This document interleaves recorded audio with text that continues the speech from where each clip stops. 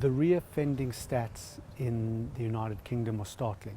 67% of adult male prisoners will reoffend within the first year upon release. The reason for this is that 83% of those leaving prison will leave prison without a job to go to. This is so much more than just giving these guys on the course a qualification in refereeing. We talk about the softer skills that refereeing gives you that are transferable to any other walk of life. At the Twinning Project, we believe there is an opportunity to work with these individuals whilst they're in custody, to upskill them, to educate them, to provide them with basic life skills that will help them upon release. And what we're talking about there is that in order to be a good referee, you need to be a good communicator. You need to be turning up on time. You need to be able to diffuse conflict. You need to be a good timekeeper. You need to present yourself clean, smart, tidy and professional. So there's so much that the guys would have taken out of the course that whether they pursue a career or a vocation in refereeing or not, it's given them so much more than just being able to referee a football match, hopefully.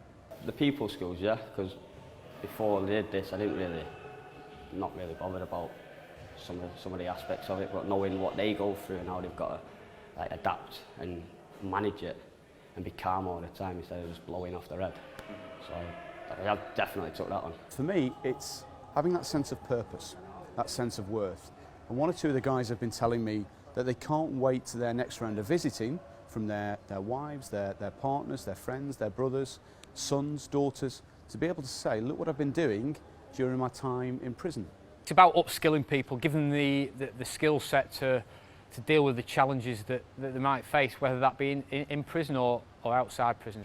A lot of challenges that people have in terms of their education or their actual management skills of people is they don't know how to communicate effectively sometimes.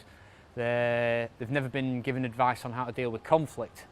And so the skills that we can teach them as part of the refereeing course contributes to that. Obviously, decision making is a real key aspect of the refereeing course, and that certainly transfers to the outside world.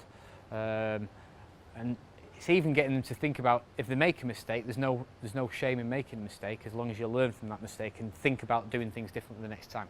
You know, I just hope that we've given them the necessary information, some of the confidence, some of the knowledge and experiences now that you can hear in the five-a-side hall to equip them to be able to go and referee that football match. So they've been a really good set of lads. It's been a pleasure to sort of deliver this content, really. I'm going to gain a good qualification out of it, maybe a good opportunity to work out there, yeah, maybe. I know a few local teams out there play with juniors and young lads, so could go and see them, ask them if I could get a job in the field and manage a referee a few games and stuff, yeah.